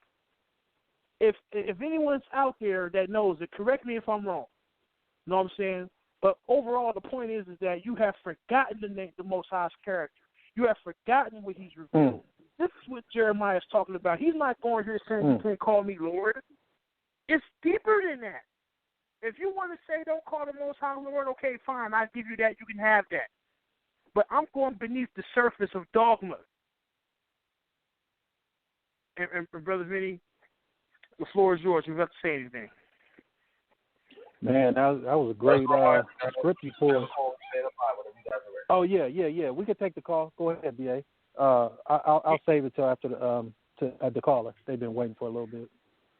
All right, brother Sal, let the caller come in. All right, let's go to 443. You're live. 443. Yeah, this is Brother Mercy. This is Brother Mercy. Peace, bro, Mercy. Peace, Brother Mercy. I do it. I do it, Brother Mercy. I just do it. Oh, yeah, man, yeah. This is an interesting build, man. This is a very good build y'all having, man. And I wanted to say, man, don't get caught up in the hype with what the rich people say about our people, how we not gonna own nothing in like 20 years, whatever they say, or in 2000, and I think it was 50 or something like that. They said we're not gonna own nothing, much of nothing. Don't get caught up in the hype, man, because exactly for that same reason as in Exodus 6:3, if we really dive into that, man, just like really, analyze that scripture. See, he did something with the forefathers. with Abraham, Isaac, and Jacob, he appeared to them, man. And see, that's the part that our people is missing, man. See, he appeared. See, it's one thing to, how can I say this, man? You know, like Brother Mercy right now, you hear me talking to you, but I haven't really appeared on this show yet. You know what I'm saying? So it's a different situation once I show my face, you know, but you just hear my voice right now. And see, he showed his face to the forefathers. And see, this is why Abraham, Isaac, Jacob many times had a different walk than his descendants, because they actually saw him. And you know, and you know, people don't like to say, "Well, I saw it." You know, people don't say, "Well, I don't think nobody's seen God." You know, people say that type of stuff. But really, he says that in 6:3. He said, "I appeared to them." But you know, but now he's gonna make his name known. But I just wanted to say, man, that's a very key verse, because once and then you gotta understand too, they never took hold or took possession of the land, Abraham, Isaac, and Jacob, while they walked by faith. They never took possession of the land, but their descendants did through Moses and through Joshua. And I just wanted to say, you know, if we walk around just going by the statistics saying, oh, we don't own nothing, you know, like Abraham, Isaac, and Jacob, they walk by faith. And I just wanted to say, to some degree, this is a faith walk. And, you know, we are going to take over. And this coronavirus is one of the elements, man. The world, this country is changing, man, with the coronavirus. And, you know, they're not going to just be able to just run this country like they think they're going to just run it. Because the way the coronavirus is killing folk, man, they talking about 100,000 or 200,000 people going to die. So what do you think? You think that 10% is going to stay up there, man? They got to die off eventually. They got to die off eventually. You know, and I just wanted to say, man, there's going to be a change in this nation, like unknown and unforeseen. Who knows after we dead who's going to really run this country, man? It might be our children on top of this nation. I'm just being for real, man. I'm just, the Most High is really revealing to me that he's really going to do something. He's going to make his name known. And, you know, because people are very disrespectful when it comes to Yahweh. You know, they said they ain't, you know, you hear people talking about there ain't no God and all this. You hear House of Conscience say there ain't no God, God don't exist and all this. I mean, you got people with melanin in their skin saying this. So, you know, so do you really think Yahweh going to promote them? I doubt it. So he got to do a separation, man. And there's got to be separation between those of us who believe in Yahweh and God, and those of us who don't. And there's some people that look like us that don't really follow him like that. And it's going to be shown. And I think he's really, and I just wanted to say, man, you know, he's really going to show, he's going to make his name known to us. And I just wanted to say that is so key. And I love that verse. I love how you brothers are building, brothers and sisters are building. It's a great discussion. And I just wanted to say, you know, he, and then he showed his face. Remember, the scripture says he showed his face to Moses. So he kind of showed his face to Moses. So, you know, and I think sometimes when he does that, I think that's going to change a lot of things. And I think things are already changing, man. There's going to be some new leadership in this country, man. And, you know, and our kids, you know, and their kids, I think it's going to be a different world. What you guys think about that, man? I just think it's going to be a different world. Yeah, hey, you know what? You know what? That's promise, though. That's promise. You know what I'm saying? The meek shall inherit the earth. That's what I believe that's talking about. You know, like these people ain't gonna be on top forever. That's for sure. We just, you know, it just directly affected us. So we just speaking out on it. I like to, you know, just to mimic the elder brother Judah, man. You know, and he always saying the vanguard. You know, we got to be the vanguard of that movement. You know, whether we see it or not, whether we see the fruits of it or not, we just have to get out there because, like Christ said, you know, the kingdom is within us. You know what I'm saying? So we got to be the ones to, you know, set forth these actions. You know, that love. You know, project that love that we learned about in these scripts, man, and then just be the vanguards of bringing that in, you know what I'm saying? And then in turn, eventually, man, the system will eat itself up, you know what I'm saying? Because the the meek will begin to rise and put the and start acting out, walking out what this text is saying, and eventually this stuff will turn. Will we see it in our time or not? I don't know. What we do know though is that it's definitely going to turn, and it's exactly like you said. It could be our kids. It could happen during our time, but the promise is that it will turn. It's not going to remain the same forever. But we have to be the vanguards and start, walking these things out and being the light to other people and having them latch on to us, or latch on not even to us, just to the concept, to the Christ or to the Word, and or the body, and the more that we branch out, then we definitely be fruitful, we'll multiply, and then eventually the system will turn upside down. That's the promise. That is the promise. So I agree 100%. And I'll yield. Brother, I agree with you, Brother Vinny, and Brother Mercy, if you're still on, I'll say this. Vinny said something about the meek. The meek are those who allow the Most High to impose His will upon them. And I do agree with you, Brother Mercy. There's going to be some new leadership. But see, I look at it from a different perspective, and let me stress it to you. Is there going to be some new leadership on the surface level? Yes. Politically, yes. Even in the so-called religious world, you'll probably see some individuals who we're not accustomed to seeing. You're going to see a different style of teaching or a different style of bringing forth information to provoke people to righteousness. But to me, what stands out is there is going to be some new leaders in another way, in another form. Those who are not looking for clout. Those who are not looking for the great religious clout chase. There's going to be some people, and I believe and these are people who don't care what the views and the subscriptions are. I believe there's going to be a change. Right now we're going through, I believe this is the Most High calling out His people. When I say calling out His people, I mean those who are willing to obey. I'm not going with this, because I'm black, and He talking to us. No, those Amen. Who are willing to obey. People obey and people go disobey. So those people who are keeping the commandments, and if you're keeping the commandments, only the Most High knows. It's none of my business if you're keeping the commandments. That's between you and Hashem. So there's going to be a uprising of people who are going to come in the name of the Most High, and their focus is going to be organizing, socially gathering, and bringing a whole new perspective that this world has not seen, because the Most High is always revealing Himself in many different ways, shapes, and forms. So is there going to be a surface level change? I believe so. There's going to be a lot of changes, some for the good and some for the bad. But I also believe that there's going to be a power shift when it comes to those who come in the name of Hashem. There's going to be a generation of people who's going to are young people, and we may not see it, and it may happen before we go, or it may happen now as we speak now. But there's going to be an uplift. There's going to be a new attitude for Hashem. There's going to be people who are going to rise up, and they're going to establish justice.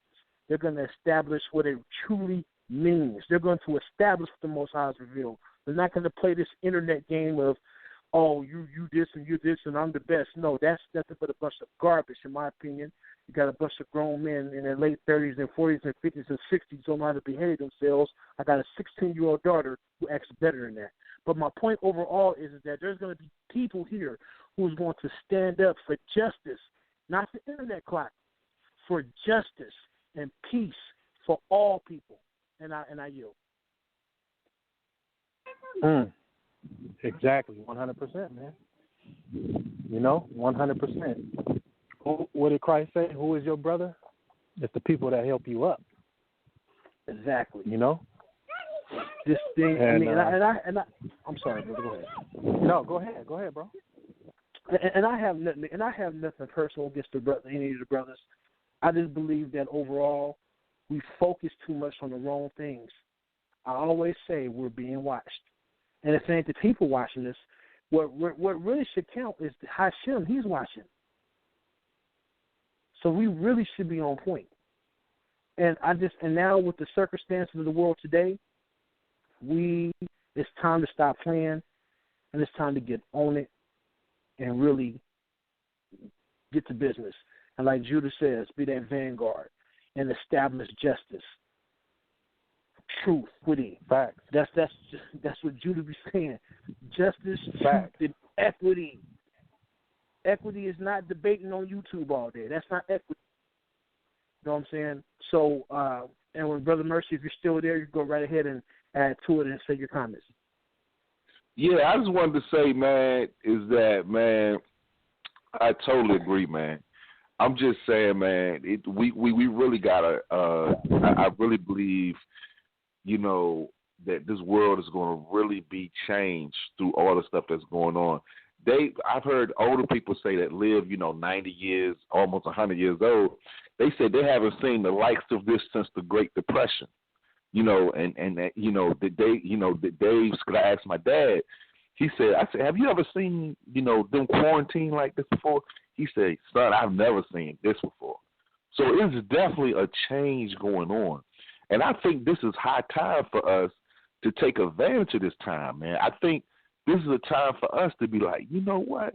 This is time for us to rise up and in our homes, and study, the Torah, and really just like rise up at this point, because I really believe this world is looking for leadership right now, man. I think a lot of people just don't have answers.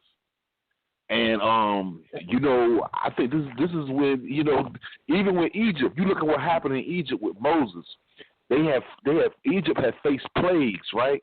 They had faced plagues over and over and again, and they faced 10 different plagues. And what was the Most High doing? He was making a change, man. He was about to do something. See, when these plagues start happening like this, that means he about to do something, man. I just feel like he really about to just really act on our behalf. And I really think we need to see what's going on. See, people right now, they all scared and all paranoid. I'm like, look, man, this might be an opportune time for us to just, rise up. I mean, I feel that right now, because people right now just don't know what to do. And I just feel like right now, I'm always positive. I'm real positive right now. And, people are really looking for, some leadership. And I'm just saying, brothers, I think this is an opportune, brothers and sisters, I think this is an opportune time, man. And for us to just really take leadership positions, leadership roles, because I really believe this, the world is going to really need people who are disciplined. You follow what I'm saying? Because if you're not disciplined to the world we're going into, if you don't have no discipline, if the Most High hasn't disciplined you, you're gonna have a real problem, because you got social distancing going on, you got to stay in your house going on. You can't run the streets no more. I mean, I'm seeing a whole lot going on here. I'm just saying the Most High just saying stuff through all this.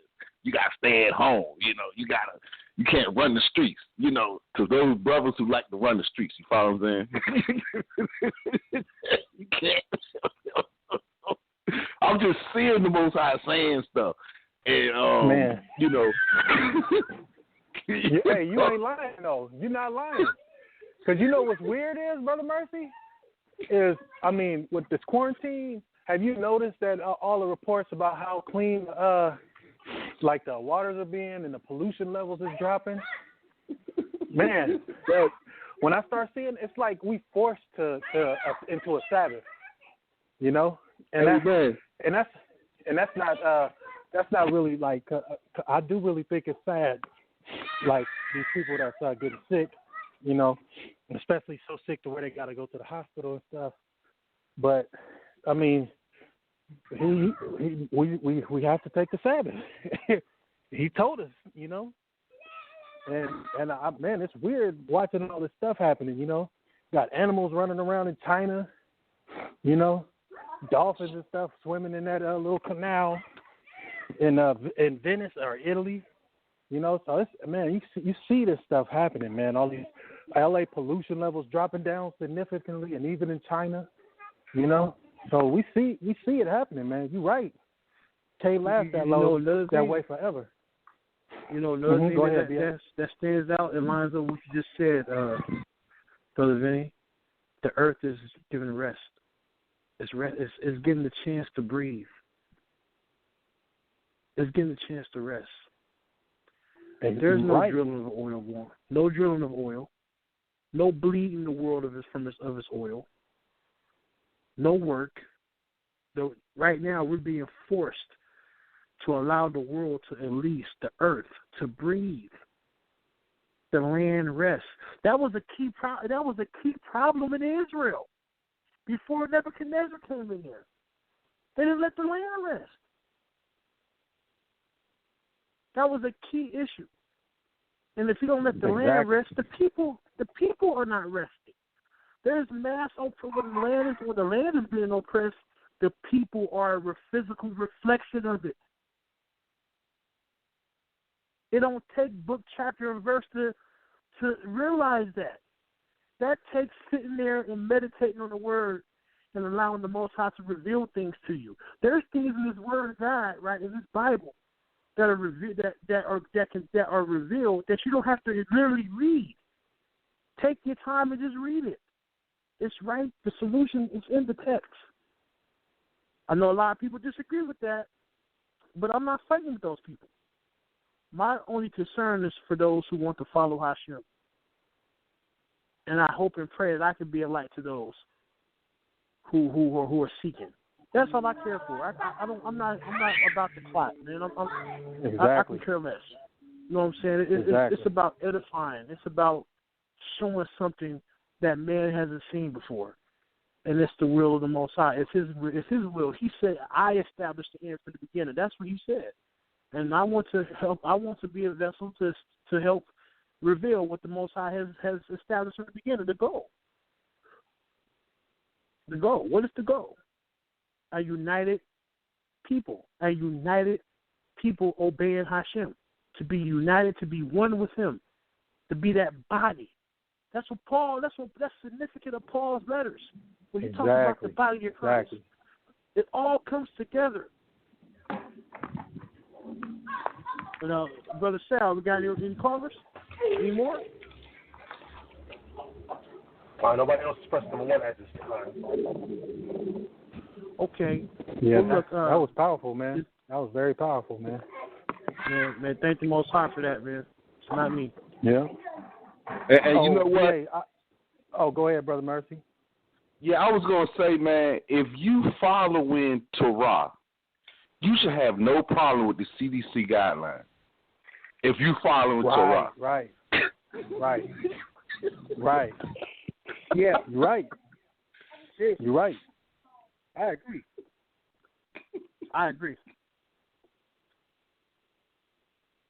I have no issue with sitting in the house. Correct. Yep. I have no issue with that. Yeah. Or staying away from people. Oh yeah, you do. Yeah, because I'm man. I don't do a lot of people very well. Yeah. Hey, cause in the Bible, if we was going by biblical terms, then you'd have to walk around with a mask on, talk about unclean, right? Man. Yeah. Hey, that's and it crazy, talks about having man, clean hands. There you go. Yep. Man, when we start, you know what, people, I don't think people allow themselves to really understand the magnitude of how much sense the Bible makes, especially because we look at it with in terms of a religion, you know, and the way we define religion today, man. But if you look at it, man, it's literally a blueprint for a nation building. That's what it is. You know, a righteous, set apart nation. Man, you know, because the nation is supposed to be one body. Everybody's supposed to be on the same page. We're supposed to treat all of the members of our bodies as one piece, and nobody has any type of authoritative should have any type of authoritative control over any single part of the body, because each body contributes in its own way. Like, let's take the smallest body part, or the smallest body part that we can actually see, the pinky toe, right? If you take off one of the pinky toes, what's going to happen? It's going to affect your balance. You know what I'm saying? It's going to affect your balance. So there's a part that the pinky toe plays in doing these things, you know? So when you treat the lowest of your economy, I say lowest in the terms that we define it, because I don't really even look at it like that no more. But when we treat the lowest people on the totem pole in our economy like that, then we are forever going to have a wounded body, man. You know, and I think that that's what this wage system, or this wage this classification of the people does, and plays and the type of detriment it plays in how we as a people are being treated, especially those of us who are close to the bottom or on the bottom, you know. And I'll yield at that. Help keep the show on the air. If you want to help, you can send your donation through PayPal. The email is debatetalkforyou@gmail.com, or through Cash App, $Sal Showtime. Thanks for your support.